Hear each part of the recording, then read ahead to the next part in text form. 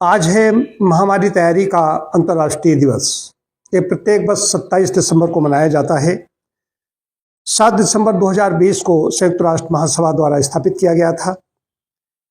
भविष्य में जो महामारियां फैलने की आशंका होती है उसमें से 60% 7% बीमारियां होती हैं जो जूनोटिक होती हैं, जो पशुओं से मनुष्य में फैलती हैं।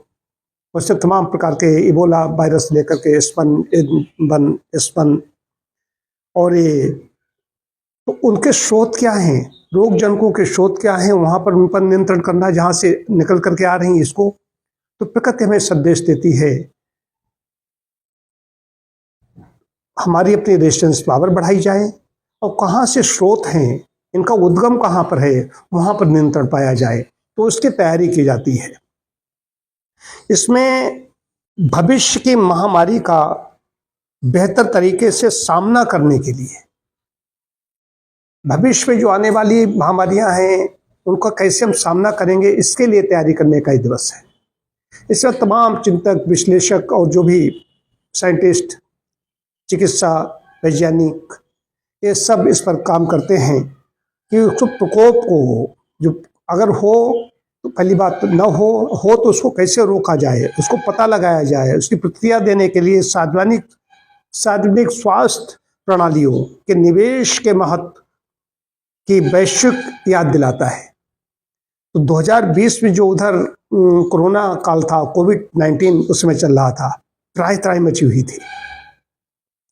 तब विश्लेषक ये कह रहे थे कि क्या होना चाहिए आगे से। हम ऐसी, पहले भी ऐसी चीज नीतियां बनती हैं, लेकिन नीतियां और बनी कि अगर कहीं ऐसा आ रहा है तो उस पर कैसे नियंत्रण पालें और कहाँ से उसका उद्गम है, किन पशुओं से, कहाँ से ऐसी चीज आ रही है, तो वहां पर नियंत्रण कैसे किया जाएगा। कई बार ऐसा देखा होगा कि इतने पशु मारे गए, इतने फला पक्षी मार दिए गए, वहां पर उनसे वायरस से फैल रहा था। ये तो महामारी की रोकथाम तैयारी के बारे में जागरूकता पैदा करने के लिए, और हम अपने समाज को भी तैयार करें। अपना समाज जो है, मानव समाज, समाज मतलब ये नहीं कोई यहाँ पर जाति पात की बात नहीं, मानव समाज की बात होती है, उसको भी इसके लिए शिक्षित करें, जागरूक करें, तैयारी करें कि सावधान रहो। पहली चीज है हम रेजिस्टेंस पावर अपनी बढ़ाएं। जो भी नियम है, उपनियम है, उनका पालन करें।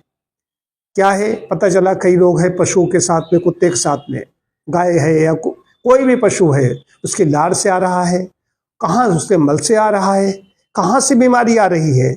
यहाँ पर इसीलिए कहा जाता है कि हाथ धोने के लिए, अगर मैंने इसको पोडियम को स्पर्श किया है तो ये ठीक रखा था, लेकिन कहाँ से कैसे गंदगी आ सकती, कुछ आ सकती, इसको छूने के बाद हम तुरंत हाथ धोएं। ये नहीं उसमें कोविड चल रहा था तभी हमें करना चाहिए। ये साफ सफाई की नियम हमेशा लागू होते हैं। ट्रेन में जा रहे हैं, कहीं जा रहे हैं, लोग ऐसे सीट छूते रहते हैं, ऐसे खाते रहते हैं। व्यक्ति कहाँ से आया, कहाँ से मल त्याग करके आया, कहीं से कैसे गंदा संदा आया, कहाँ से, तो उससे गंदगी हमारे द्वारा अंदर जा रही है। हम जानते हैं तो सीट हमारी है, सीट हमारी, उससे पहले कौन बैठा था, क्या इस पर गंदगी थी, क्या था, कुछ कहा नहीं जा सकता।